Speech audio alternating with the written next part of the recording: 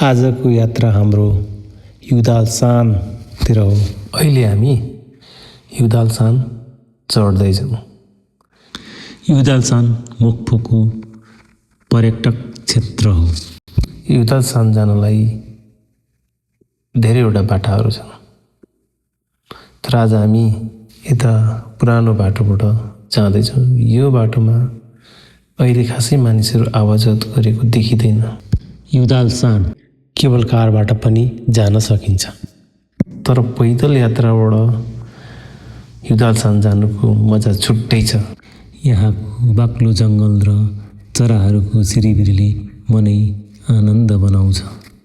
अब हामी युदालसानको टुप्पामा पुग्न लागिसकेका छौँ। अब यहाँबाट देखिने दृश्यले मन साँच्चै नै आनन्दित बनाउँछ।